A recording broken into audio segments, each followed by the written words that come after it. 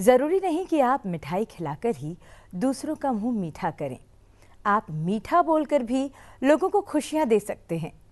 कबीर दास जी ने कहा था कि ऐसी बाणी बोलिए मन का आपा खोए, औरन को शीतल करे आपहु शीतल होए। इसीलिए मृदुभाषी बने। सुप्रभात, मैं हूं आपके साथ शालिनी खंडेलवाल। सबसे पहले नजर मुख्य गतिविधियों पर। भारत और ऑस्ट्रेलिया के बीच दूसरी 2+2 रक्षा और विदेश मंत्री स्तरीय वार्ता सफलतापूर्वक संपन्न। रक्षा मंत्री राजनाथ सिंह और विदेश मंत्री डॉक्टर एस जयशंकर ने ऑस्ट्रेलिया के उप प्रधानमंत्री और अपने समकक्षों से की वार्ता। रणनीतिक रक्षा और सुरक्षा मुद्दों पर हुई व्यापक चर्चा। रक्षा सहयोग को और गति देने की घोषणा। निर्वाचन आयोग का दावा, 5 राज्यों में स्वतंत्र, निष्पक्ष और प्रलोभन मुक्त चुनाव कराने में मिल रही सफलता। विधानसभा चुनाव की घोषणा होने के बाद से चुनावी राज्यों में 1760 करोड़ रुपए और सामग्री जब्त। 2018 में जब्त की गई 215 करोड़ रुपए और सामग्री से इस बार का आंकड़ा बहुत अधिक। राष्ट्रपति द्रौपदी मुर्मू ने ओडिशा के बारिपदा में अखिल भारतीय संथाली लेखक संघ के 36वें वार्षिक सम्मेलन में का किया उद्घाटन और साहित्यिक महोत्सव में हुई शामिल। कुलियाना में एकलव्य मॉडल आवासीय विद्यालय का किया उद्घाटन। आज पहाड़पुर गांव में एक कौशल प्रशिक्षण केंद्र का करेंगी उद्घाटन। 3 नई रेलगाड़ियों को दिखाएंगी हरी झंडी।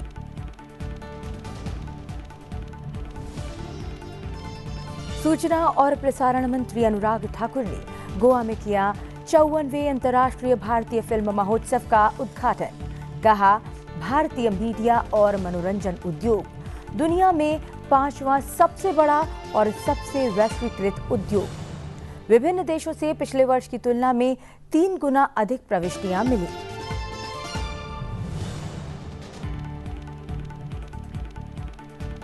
और विश्व कप फाइनल में ऑस्ट्रेलिया से मिली हार से टूटी भारतीय टीम के सदस्यों को प्रधानमंत्री नरेंद्र मोदी ने दी सांत्वना। ड्रेसिंग रूम पहुंचकर खिलाड़ियों का बढ़ाया हौसला।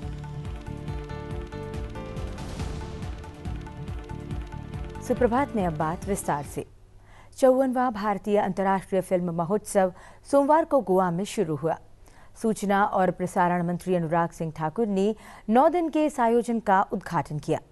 केंद्रीय मंत्री अनुराग सिंह ठाकुर ने इस अवसर पर कहा कि भारतीय मीडिया और मनोरंजन उद्योग 20% की वार्षिक वृद्धि दर के साथ दुनिया में 5वां सबसे बड़ा और सबसे वैश्वीकृत उद्योग माना जाता है। उद्घाटन समारोह बम्बोलिम के श्यामा प्रसाद मुखर्जी इंडोर स्टेडियम में आयोजित किया गया। इस साल के महोत्सव की शुरुआत ब्रिटिश फिल्म कैचिंग डस्ट से हुई। उद्घाटन समारोह के अवसर पर सूचना और प्रसारण मंत्री ने कहा कि इस महोत्सव के लिए 105 देशों से 2926 प्रविष्टियां प्राप्त हुई हैं, जो पिछले वर्ष की तुलना में 3 गुना ज्यादा हैं।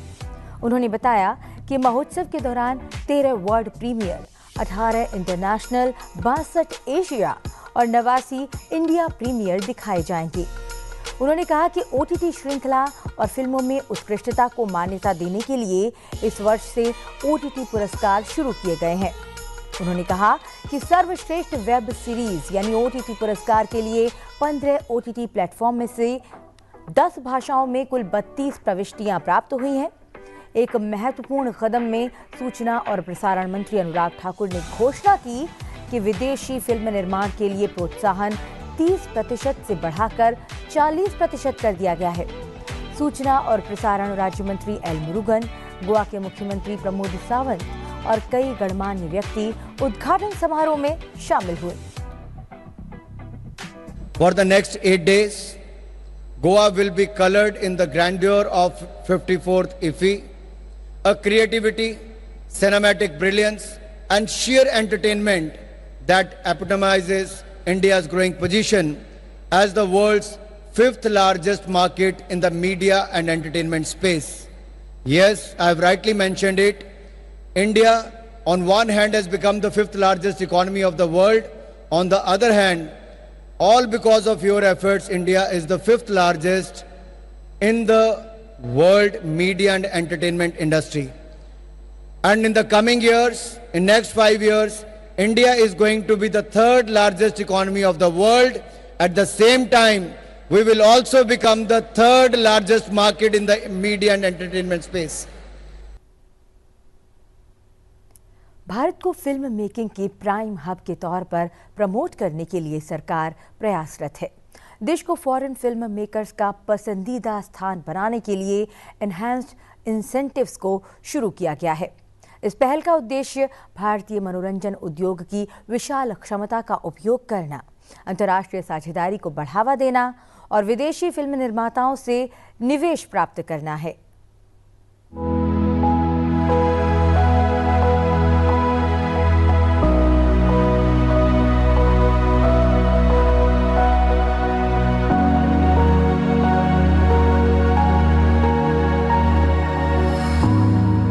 India, a country of beauty and mysticism, a land of abundant charm, a treasure trove of cultural diversity, and a sea of inspiration for many. This remarkable country, with its splendid heritage, traditions, and sprawling metropolis, offers a feast for the visual senses. India is home to one of the oldest and largest film industries in the world. Each year, thousands of movies produced in India are released worldwide.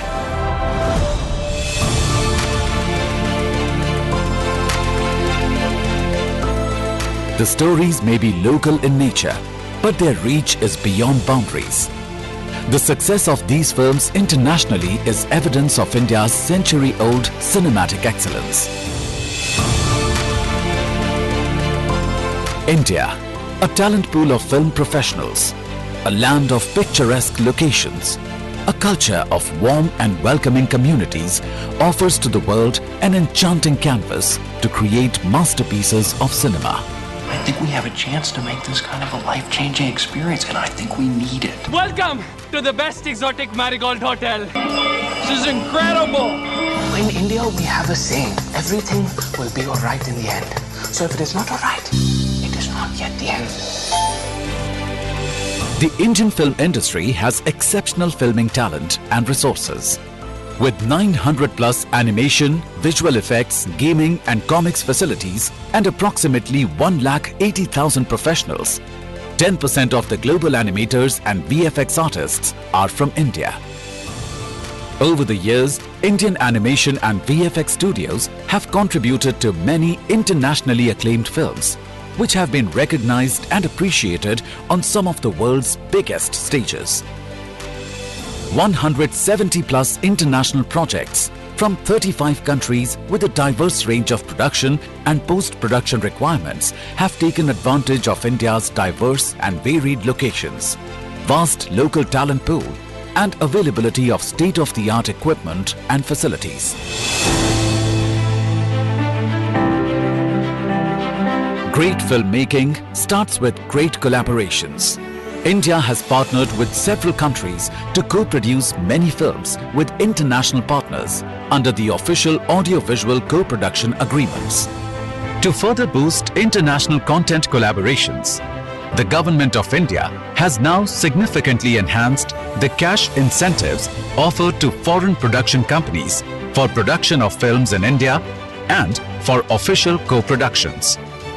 Feature films, animation shows, web series, reality television shows and documentaries are eligible for claiming this incentive.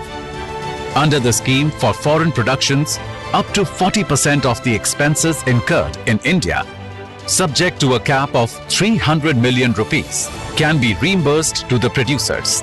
This is a 12-fold increase from 20 million rupees offered earlier. The reimbursement is also available for projects that undertake only post-production, visual effects and digital or animation work in India. And the process for claiming such incentives have now been simplified further. If the project has been granted official co-production status under any of the existing bilateral treaties, 30% of the qualifying expense can be reimbursed subject to a cap of 300 million rupees. The co-producers can also claim up to 50% of the approved amount as interim reimbursement after the start of the project in India. Top this up with incentives offered by various Indian states, and producers can avail of approximately $4 million as incentives. The Film Facilitation Office (FFO) has been set up to provide a single window permission clearance system under the government's Ease of Doing Business initiative, which facilitates creative collaborations on a global scale.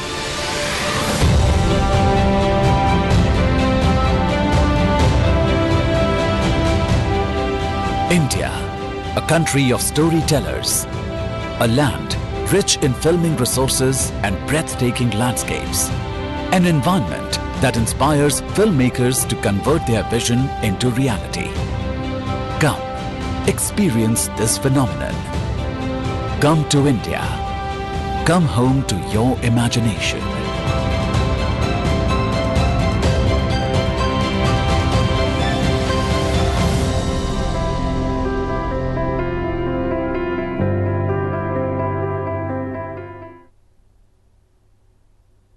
सुप्रभात में अब बात करते हैं राष्ट्रपति द्रौपदी मुर्मू की ओडिशा यात्रा की।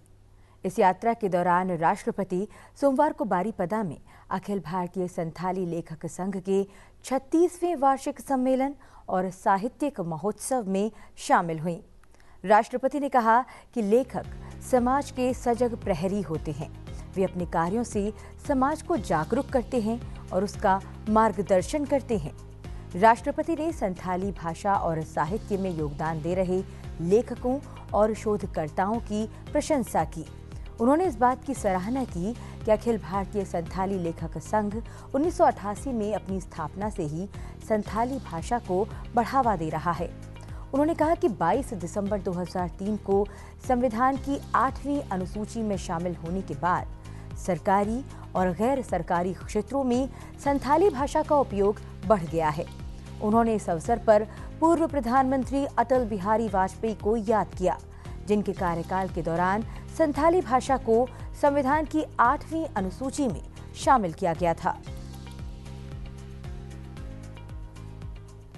राष्ट्रपति ने ओडिशा के मयूरभंज जिले के कुलियाना में एकलव्य मॉडल आवासीय विद्यालय का भी उद्घाटन किया। उन्होंने विश्वास व्यक्त किया कि एकलव्य मॉडल आवासीय विद्यालय खुलने से अब स्थानीय बच्चों को शिक्षा के अधिक अवसर प्राप्त होंगे। राष्ट्रपति ने कहा कि शिक्षा आर्थिक और सामाजिक कल्याण की कुंजी है। उन्होंने अभिभावकों को अपने बच्चों को शिक्षित करने की सलाह दी।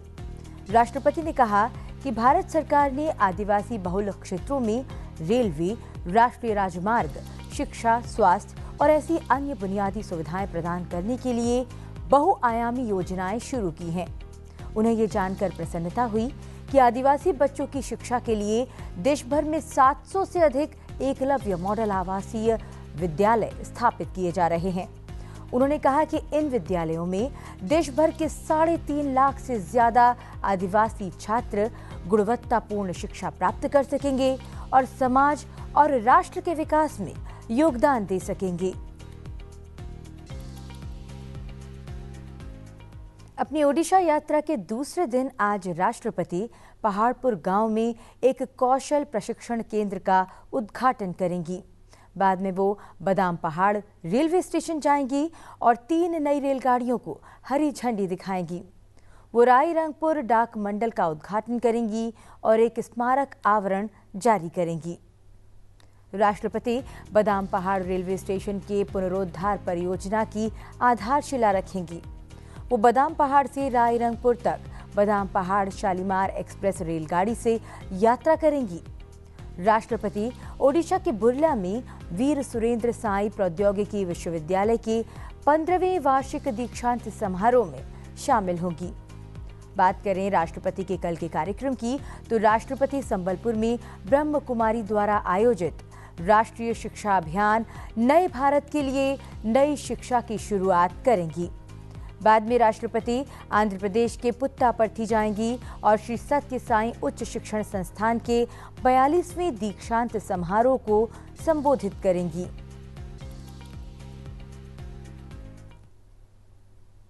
उपराष्ट्रपति जगदीप धनखड़ सोमवार को मानवता की सेवा को समर्पित शांतिगिरी आश्रम की दिल्ली शाखा के रजत जयंती समारोह में शामिल हुए। इस मौके पर उपराष्ट्रपति ने आश्रम के योगदान और इसके जरिए किए जा रहे कामों की सराहना की। उपराष्ट्रपति ने कहा कि देश लगातार तरक्की की राह पर अग्रसर है। उन्होंने कहा कि G20 के दौरान दुनिया ने भारत की बढ़ती ताकत को देखा। उपराष्ट्रपति ने कहा कि आज इस देश में हमें एक ऐसी मानसिकता की आवश्यकता है जो हमारे सभ्यतागत लोकाचार को प्रतिबिंबित करे। उन्होंने महिला सशक्तिकरण पर भी जोर दिया। On this occasion of dedication of the Silver Jubilee Center of Kerala-based Shantigiri Ashram in New Delhi, I congratulate everyone associated with the organization. My warm wishes on this auspicious occasion to every person associated with various centers nationally and globally of Shantigiri Ashram. I have gathered it has been a remarkable journey. 25 years is not a long time to make that kind of impact. But what I have gathered, what I have come to know and what I have seen for myself, you are catalyzing a big social change, hand-holding those who need your assistance, giving succor to those who need it for sure.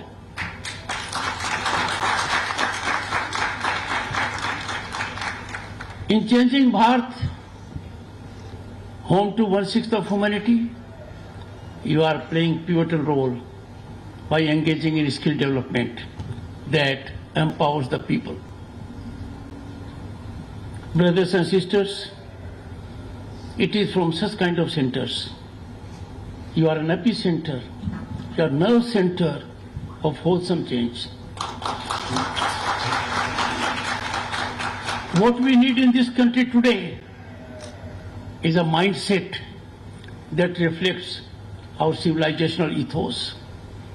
Rather than empower the pocket of a person, it is required we empower their mind, we empower their faculties, and that you are doing imminently in a better fashion by empowering human resource through skill development.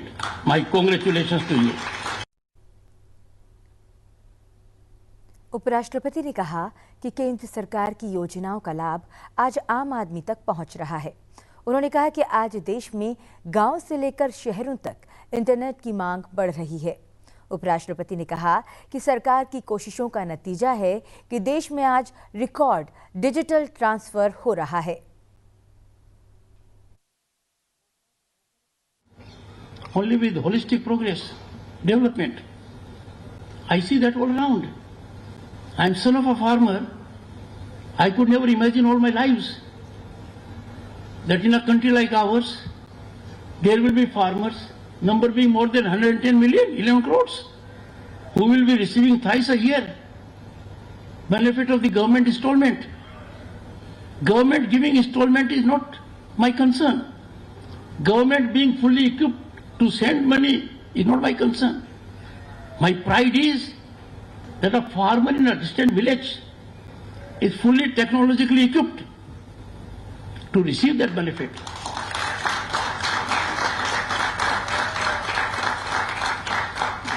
We have some of the finest brains in Parliament. They have seen the world. They know global developments.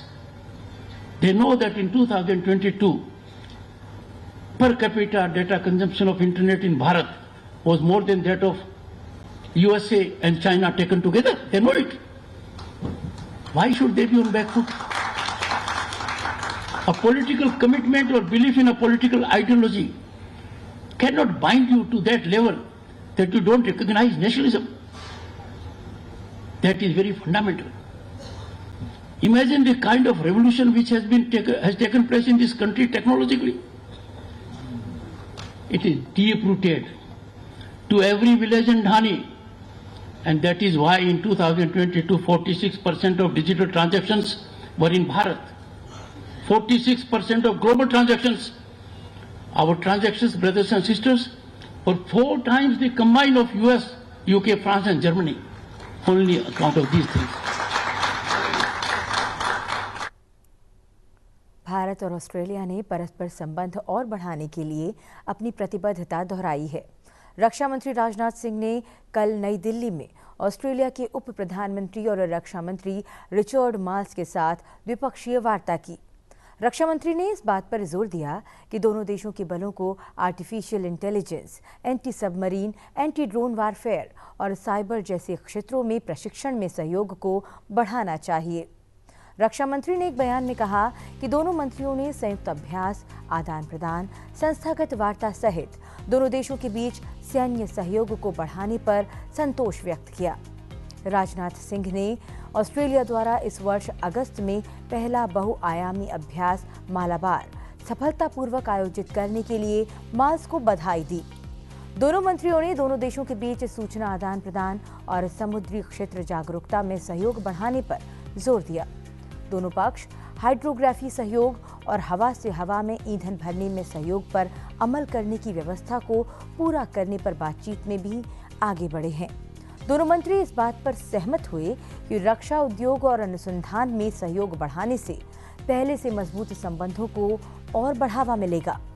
रक्षा मंत्री ने सुझाव दिया कि जहाज निर्माण, जहाज मरम्मत और रखरखाव और विमान रखरखाव मरम्मत से सहयोग के संभावित क्षेत्र हो सकते हैं। दोनों मंत्रियों ने पानी के भीतर प्रौद्योगिकियों में संयुक्त अनुसंधान में सहयोग पर भी चर्चा की। उन्होंने चुनौतियों को संयुक्त रूप से हल करने सहित दोनों देशों के रक्षा स्टार्टअप के बीच सहयोग पर भी बात की। उन्होंने इस बात पर सहमति व्यक्त की कि मजबूत भारत ऑस्ट्रेलिया रक्षा साझेदारी न केवल दोनों देशों के पारस्परिक लाभ के लिए बल्कि हिंद प्रशांत की समग्र सुरक्षा के लिए भी उपयोगी होगी।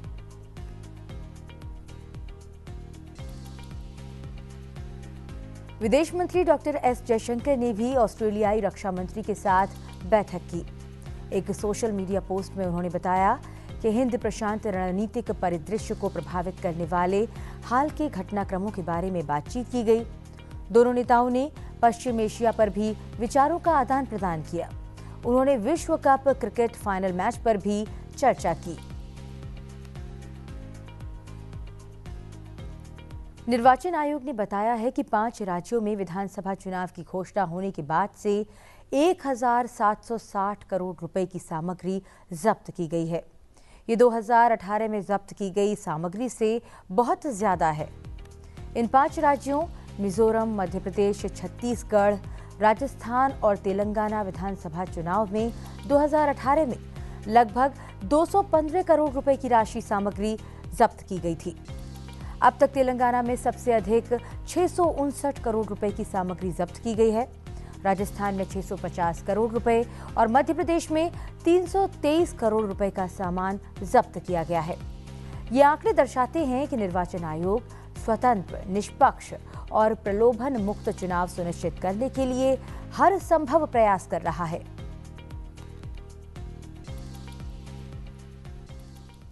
अब बात उत्तराखंड के उत्तरकाशी की।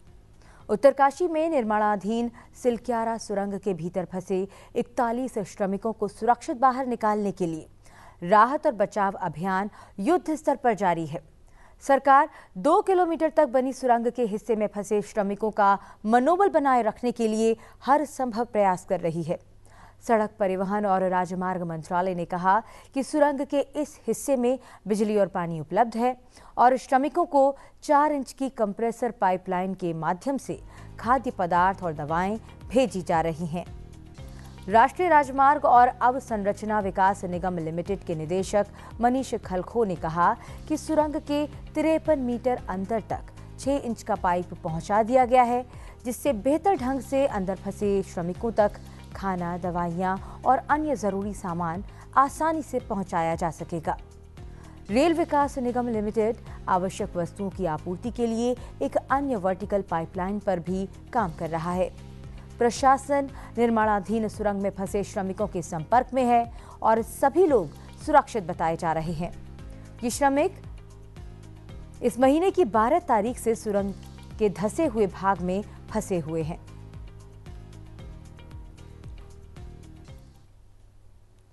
दुबई में बड़ी संख्या में भारत के लोग रहते हैं। छठ पर्व को मनाने वाले लोगों ने वहां भी इसे मनाने की पूरी व्यवस्था की। ऐसी मान्यता है कि छठ पर्व में आदिदेव सूर्य को किसी जल राशि के पास में जाकर अर्घ्य दिया जाता है। उसी का निर्वाह करने के लिए दुबई के समुद्र तट पर भारतीय पहुंचे। दुबई समुद्र के किनारे बसा है। वहां लोगों ने समुद्र के पास जाकर उदित होते भगवान भास्कर को प्रणाम किया, अर्घ्य दिया और इस तरह 4 दिनों तक चलने वाला प्रकृति से जुड़ा पर्व संपन्न हो गया।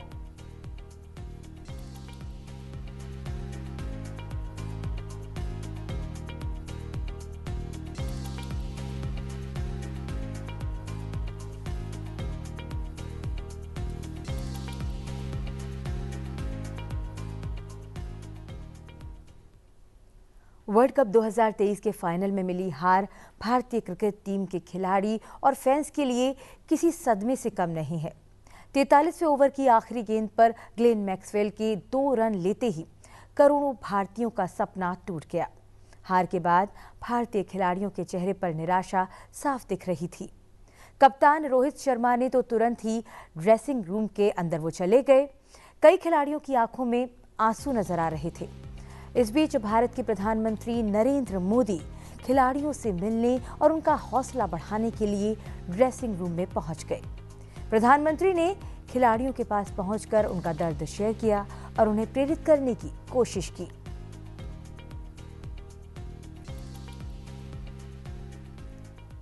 वर्ल्ड कप फाइनल के बाद प्रधानमंत्री नरेंद्र मोदी ने एक्स पर पोस्ट किया, प्रिय टीम इंडिया, विश्व कप में आपकी प्रतिभा और दृढ़ संकल्प उल्लेखनीय था। आपने बहुत अच्छे जज्बे के साथ आप खेले और देश को गौरवान्वित किया। हम आज और हमेशा आपके साथ खड़े हैं। ऑस्ट्रेलिया को बधाई देते हुए उन्होंने लिखा, विश्व कप में शानदार जीत पर ऑस्ट्रेलिया को बधाई। पूरे टूर्नामेंट में उनका प्रदर्शन सराहनीय रहा, जिसका समापन शानदार जीत के साथ हुआ। ट्रेविस हेड को उनके उल्लेखनीय प्रदर्शन के लिए उन्होंने बधाई दी।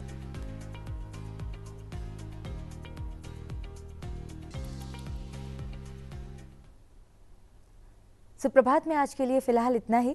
चलते चलते आपको छोड़ जाते हैं आज के दिन से जुड़े इतिहास के साथ। आप बने रहिए संसद टीवी के साथ। मुझे दीजिए आज्ञा। नमस्कार। 21 नवंबर साल 1908 को सत्येंद्र नाथ बोस शहीद हुए। सत्येंद्र नाथ प्रसिद्ध स्वतंत्रता सेनानी थे। वे गर्म विचारों के क्रांतिकारी थे। अरविंद घोष के प्रभाव से वे क्रांतिकारी आंदोलन के संपर्क में आए। बोस ने युवकों को अपने दल में शामिल करने के लिए छात्र भंडार नाम की एक संस्था बनाई। इस संस्था का मुख्य उद्देश्य स्वदेशी का प्रचार करना था, लेकिन इस संस्था ने युवकों को क्रांतिकारी दल से जोड़ने का कार्य किया।